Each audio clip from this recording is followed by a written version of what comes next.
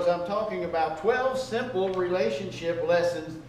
And I call it We've Learned because this is something Sandy and I used to do a lot of marriage retreats all over the country. And we talked about sometimes just doing simple things. And this is something we talked about. I first want to just show, I asked some of you to send us your maybe wedding pictures or maybe anniversary pictures. Let's see if we got any of those. All right, this is from my daughter sent this. I like that because she got her tongue out trying to put that ring on there, Jessica. All right, who else we got here? That's George and Rachel. There's Marvin and Sonia. I told Marvin, I said, you look the same except for the mustache. But they are actually they're on a cruise. It was their anniversary recently. They're on a cruise today. All right, who's next here? Look at, who is this young sharp couple? That's Daniel and Elaine. And boy, they look like they're ready to go on their honeymoon too. I like it. And who's this young couple? All right, that was us, 1977, and our wedding day. So, I want to talk about relationships today. And let's read, I think I've got some verses here in Romans chapter 12 on relationships. Let's read these verses. Don't just pretend to love others, really love them. Hate what is wrong, hold tightly to what is good. Love each other with genuine affection. And take delight in honoring each other. Now that's a great verse. Look at that again. Love each other, what's already gone, with genuine affection, and take delight in honoring each other. And we also did a whole seminar several times on love and respect. And this is required really in good marriages and all relationships. Love and honoring, respecting them, treating with respect. Both are needed. A great verse there. Never be lazy. And I think this even applies to a relationship. Sometimes you work at those relationships, work hard and serve the Lord enthusiastically. Don't whine about it. Be glad you're serving the Lord. Rejoice in our confident hope. Be patient in trouble. Keep on praying. When God's people are in need, be ready to help them. Always be eager to practice hospitality. Bless those who persecute you. Don't curse them. Pray that God will bless them. Be happy with those who are happy, and weep with those who weep. Live in harmony with each other. Don't be too proud to enjoy the company of ordinary people, which is us. So don't be too proud to enjoy our company. And don't think you know it all. Hope it didn't burst any bubbles on that. No, I don't think so. Never pay back evil with more evil, which is what you feel like doing. Do things in such a way that everyone can see you are honorable. Do all that you can to live in peace with everyone. A good principle. Now, does that mean everybody get along with you? Probably not. But you're doing all you can to see that it works out. That's what he's saying. So many great principles here on relationships all over. And so, I want to say this. The lessons today, I call it simple lessons because that's what they are. I'll say some of these and you'll say, I've heard this all my life. Of course you have. I don't have any new things here that psychologists have just discovered because these are things that have worked for thousands of years and they're still right. They're things probably all your parents told you when you're in first grade and they're still right. Okay? You'll see that in a minute. Also, I say to this, I don't want anybody to get in a fight over these. Because almost always when we needed these marriage retreats, the next day, some couple went home and he said, did you hear what the preacher said? Yeah, I heard it. Well, then I hope you start, and then they got in a fight over something. We said, don't tell all the others, But I also want to say this, I know many of you are not married. This is for everybody. This is for all relationships. It's for the marriage relationship. It's for parents with children, children with parents, for your brothers and sisters and cousins, for your neighbors, for co-workers, your friends, people at church, which I hope are your friends. All of these relationships, these simple principles apply. Okay, so let's look at them. Number one, say thank you. Wow, that's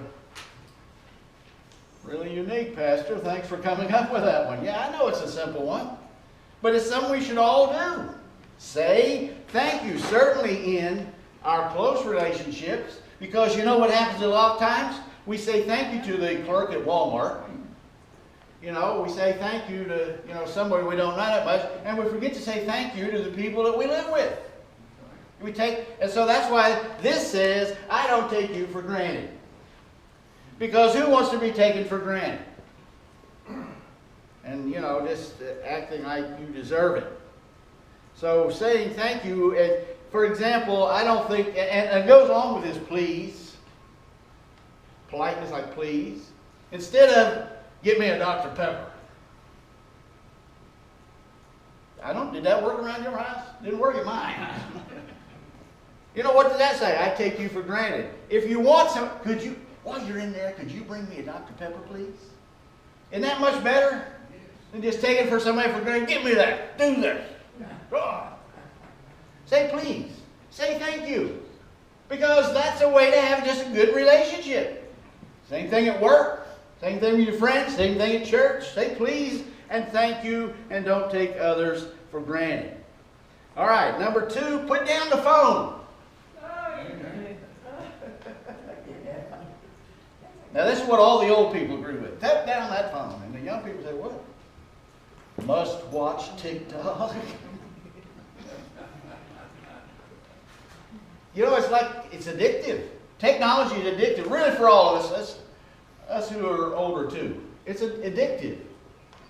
And there's time, but we need to, when we're with somebody, be with somebody. When they speak to us, we need to listen. So if your wife comes in and wants to, I need to say something a minute. Mute the TV or turn off the TV or put down the phone. Scientists have proven you can't think 2 thoughts at the same time. You cannot. You think you can. I'm listening. No, you're not. You're listening a little bit and then you're doing this.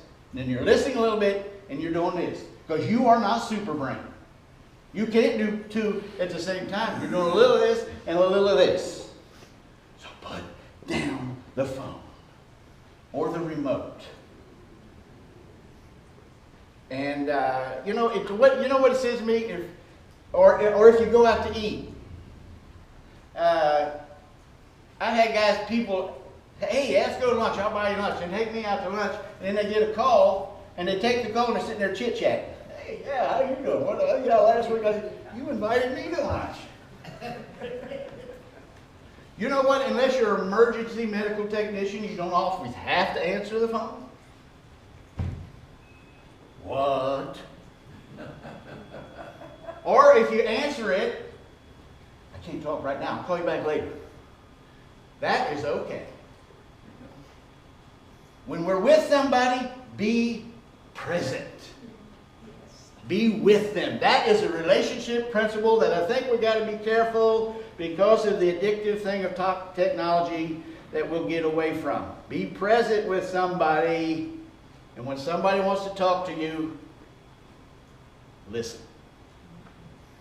Like I said, there's great new things that nobody ever heard of. Yeah, of course I know we heard of this, but we forget to do it. So please, because this is, you are important. When I don't sit there and chit-chat while you're here with me, when I take time to put down the phone when you're trying to talk to me, that says you're important. And what you have to say is important. Being with you and just talking is important. So let's work on being present with the people we're with. And talking to people. I'm not against being on the phone, just take time with it. Because the opposite is true with me.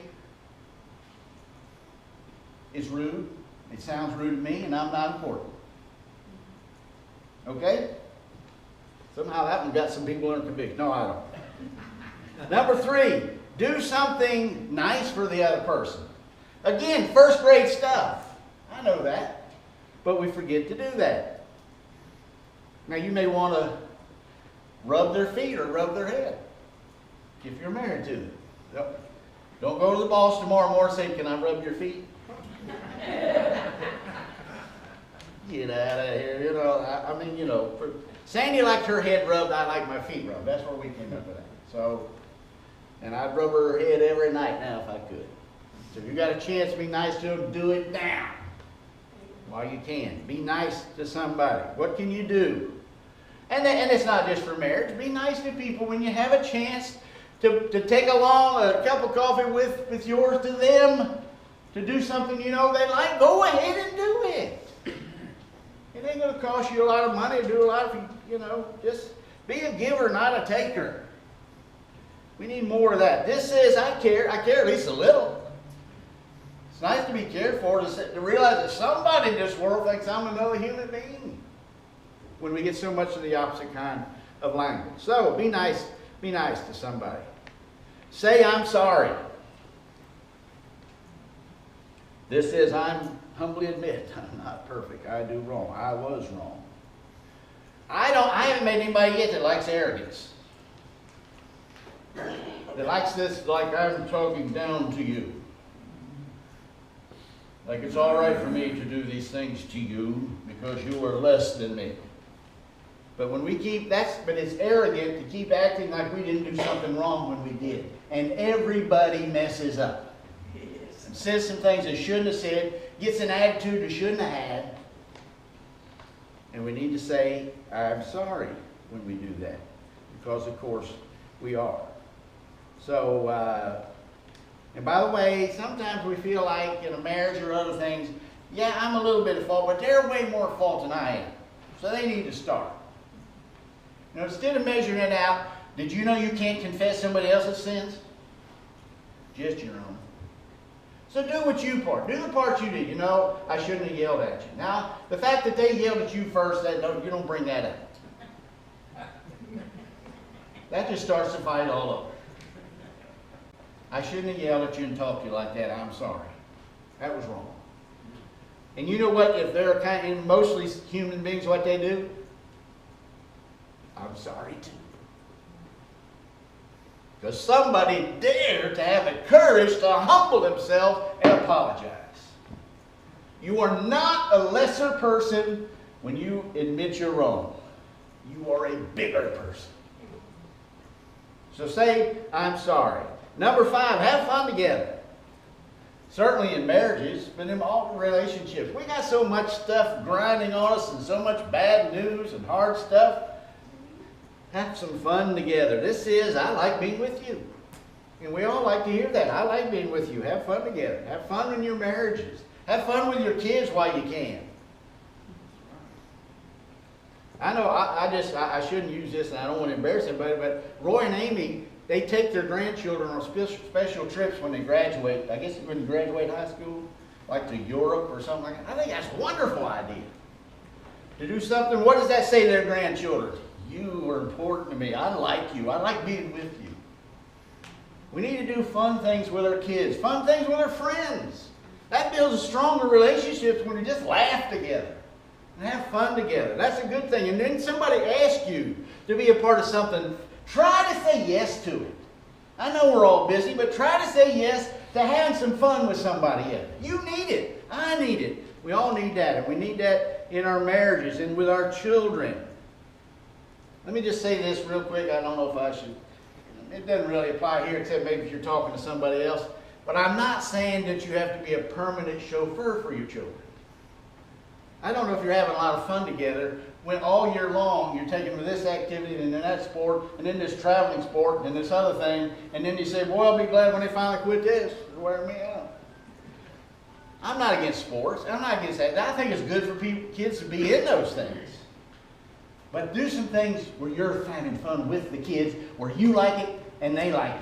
Boy, that's going to build that relationship where you can have a strong relationship all your life. Okay, number 6, say nice things to them and about them. Again, this applies to marriages, applies to your kids, your parents, your friends, everybody. Say nice things to them. You say, well, I said it a year ago.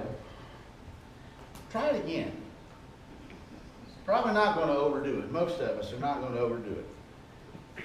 And this says you're doing something right. Now let me say, saying something nice doesn't say you think they're perfect. Because in your mind you think, they've got about 9 things I don't like. So I shouldn't say anything, I'll be dishonest. No, it's not dishonest if the compliment you make is true. So go ahead and do that one. Go ahead and say, you're really a good cook. You're a good say, I love your cooking, or something. Find something to say nice and build on that. But that's good. We need to hear that. Number 7, text, call, email. Now this is more for marriages, but it's for others too. In other words, communicate. Communicate. We have such an opportunity now in a good way. I'm not saying every 5 minutes, but in a marriage, especially if you're away from him for times, try to keep in touch as best you can. Share an event. Flirt with him. If you're married, flirt with him. You give a call, and I used to do this with Sandy. I'd call, and she wasn't answering. I left a message. Hey, babe, you're looking good. I want to spend some time with you. I like to lay these lips on your lips. Now what you want to do is make sure you get the right person when you text that to them. It'd be bad if that was the wrong person. And if you text them, just check the autocorrect before you hit send, because sometimes that changes into some really creepy words. Okay? But anyhow, this says, I'm thinking about you right now, and I just want to, and answer a text or a call if somebody calls you. Just, unless they're calling you every 5 minutes or they're overdoing it.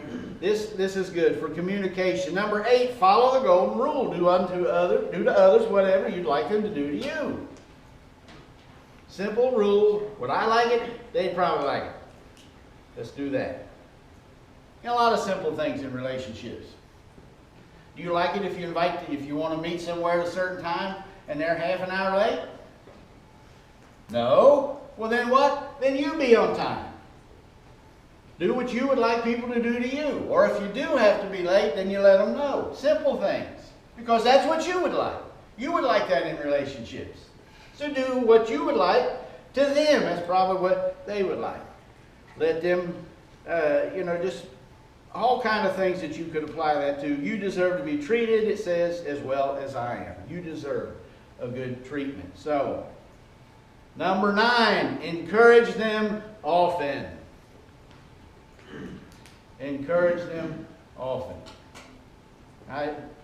Rachel and I talk every night since Sandy died. We talked this week because she married a pastor. And Sandy was married to a pastor. And she knew that every Sunday, Sandy gave me at least one encouragement on the sermon. Because Sandy knew how much I beat myself up every week on how I messed up. I shouldn't have said that. That thing went over like a lead balloon. That was all my thinking. So Sandy always gave me one, at least, encouraging thought on something she liked. And so Rachel said, yeah, and that's what I do now to Jordan, her husband, the pastor. And I think it's great. She's learned from her mother. That's what to be an encourager. And that's for marriages. That's for everything. This says there is hope. There's 3 groups that really are marriages. You should be the chief cheerleader of the person you're married to. Nobody should be the cheerleader bigger than you are for that person. Parents, we need to be cheerleaders for our kids. I'm not saying to never correct them. Well, obviously we do need to correct them. But I'm saying be their cheerleader also. Do you know since COVID and the social media, how many teens are now thinking about suicide? The number has went up tremendously in the last 2 or 3 years. How many teens are committing suicide? 13 years old, 14 years old. Actually doing it, the number's a lot bigger among girls than guys. I think it went up something like 30% in just 1 or 2 years. It's crazy. It's pitiful. It's sad. And I'm not blaming the parents and saying it's their fault, but I'm saying with all the negative stuff they see and comparing themselves in social media or being bullied at school or the great confusion that everybody's throwing on them about sex identity and all of this stuff, somebody's got to be their big cheerleader and encouraging them. It's got to be the parents, the grandparents, and us too. Because they walk in and smile and we don't realize what's going on in here until it's too late. So encourage them often. And of course, I think a church family, we ought to be encouraging each other. In this world, as this appreciation for Christians is going down, we need to encourage each other. Be an encourager. How do I know if somebody needs encouragement? If they are human. I don't think there's a person in here who couldn't use encouragement. I don't think you'll meet a person this week that couldn't use encouragement. So find a way to encourage them often and give them hope. Number 10, this is always the most controversial one I have. Lower your expectations. When we would do this at marriage seminars, I usually did this at marriage seminars, and all the women would go, lower my, and all the men would go, yeah. I don't know what that was, but I think sometimes, by the way, I do believe in the difference between the sexes, the genders. It's not, they're not always guaranteed, but a lot of times women, because of the connection in their brains, which everything's all connected, and all relationships, they're thinking about how to help you and you and you and you. And the guys are just thinking about, what can I do next? They're focused. We're not thinking about it most of the time. Now, why am I saying that? I'm saying a lot of times this comes out as women. Men think women are trying to fix them and change them a lot. I think a lot of times it comes out of a good heart. But they are always trying to make them better, and the men are resisting it. So why I'm saying this is, lower your expectations, not that you never expect some good action from people, and that you should never confront anything, but a lot of times what we expect out of people is way up here, because that's what we saw in the movies. You know, well, the guy in that movie, he always acted nice. He never, he never said anything negative to his wife. And that's when we get in trouble. When we have these expectations up here, and the guy or the girl is down here, then it gets hard. So I'm talking too much about this, but what I'm saying is, not everything has to change, or at least right now. And not anybody can be perfect. Not anybody. If they're good at a few things, you know, if he's got a job, and he comes home and he brags on your cooking, you know, maybe he doesn't know how to fix cars. He can't maybe do everything. And maybe she's a good cook. And she likes to kiss and hug. But she's not real good on all of the, doing to clean the house to make the house beautiful. I'm not saying she can't improve or he can't improve. I'm saying sometimes the way to happiness is to lower your expectations. And, that's something to mull about. Because all of you are looking at me with question marks, and I get it. It's something to mull about. Think about it. Your children are not going to be perfect. Your parents are not going to be perfect. Your people are not going to be perfect. So choose your battles. Here is a great quote that I like from Billy Graham's wife, Ruth Bell Graham. And I think I put it up here. She says, I pity the married couple who expect too much from one another. It is a foolish woman who expects her husband to be to her that which only Jesus Christ himself can be. Ready to forgive, totally understanding, unendingly patient, invariably tender and loving, unfailing in every area, anticipating every need, and making more than adequate provision. Such expectations put a man under an impossible strain. The same goes for the man who expects too much from his wife. I think that's a good quote. I'm not saying that we can't all grow, but one of the best things that happened in our marriage at Sandy is we quit expecting everything. And we got comfortable with each other and just loved each other and enjoyed it. Now, did we both grow? We both grew a lot. We both helped each other grow a lot. I'm not saying don't grow. But quit expecting perfection helped us in our marriage. And I think it'll help you with your children, with your friends at church, and everybody. We don't expect perfection. I'm not perfect. and you're not perfect. That doesn't mean we both can all grow. We can and should. All right. Well, that's food for thought. Two more. Pray for them and pray with them. Pray for them and pray with them. Let me say about this. If you pray, put it just to the test. See if you don't pray for somebody every day this week and you start liking them more. Maybe somebody you're not sure about at work. I don't know. Pray for them every day this week and see how much better they get. Pray for somebody else in the church. Maybe somebody, I don't know. Well, no, not in this church. Not like that. But pray for them, certainly in marriage. Pray for them. Pray. What a binding this could be when you actually pray together with somebody. That's why I like us for our groups to pray with each other. To a married couple, to pray with each other. Pray with your children.